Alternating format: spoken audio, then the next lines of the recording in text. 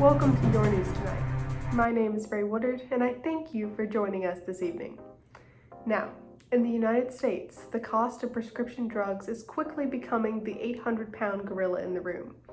It will not and cannot be ignored much longer as its presence impacts the daily lives of millions. High prescription drug pricing has become a burden on taxpayers, has created additional inequalities, and has led to diseases not being cured. In addition, it is forcing many individuals to make unfortunate choices between taking care of themselves or taking care of their families, a choice no one should be forced to make.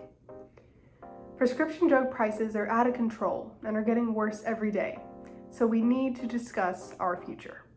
Today, I have brought in three very respected individuals to have a conversation of what is happening for the drug prices to be so outrageous and what we should do to lower the drug prices. Thank you all for joining me today.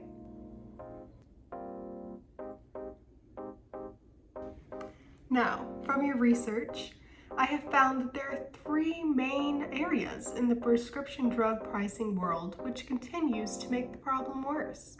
The greed of pharmaceutical companies, outdated patent laws in the United States, and a broken legal system. Gaston, I understand that you can help start us off and explain to our viewers why the prescription drug world is out of control, starting with the pharmaceutical companies themselves. Pharmaceutical companies are just that, companies. Prescription drug manufacturing, Big Pharma, is controlled by the private sector, and private firms do not answer to the public. They answer to stockholders. They are claimed to use business strategies to eliminate uncertainty. They have advisors and analysts that recommend what drugs to buy or sell. Big Pharma always goes where the money is and works hard to keep the money flowing. This corporate greed places the value of money over the patient's health and lives, which is unnerving. That's very unnerving to hear, as these companies, we rely on them for our health. Thank you very much for explaining to us Big Pharma's greed. Amandiani, I understand that you can explain to us the patent law standpoint of this situation. And be my pleasure, Ms. Woodard.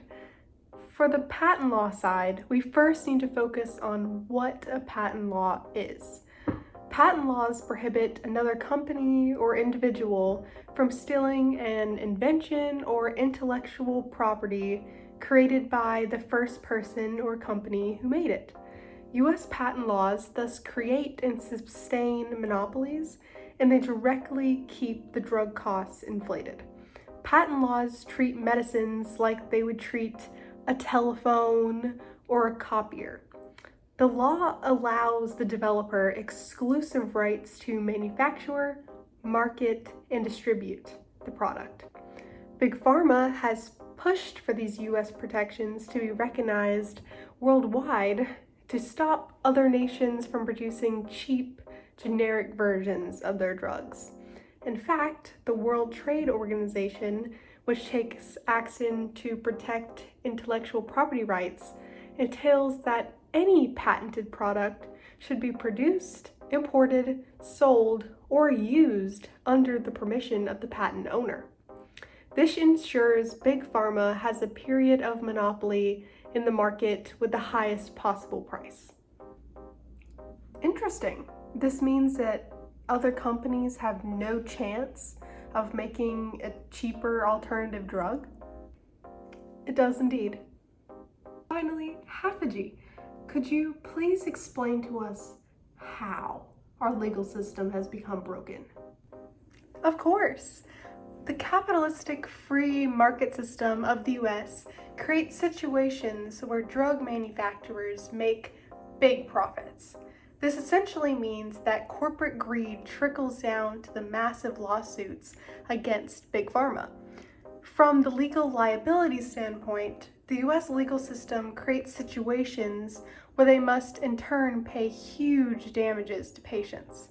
An example of this, in an opioid case of the United States versus Purdue Frederick Company in 2007, $600 million was paid by Purdue.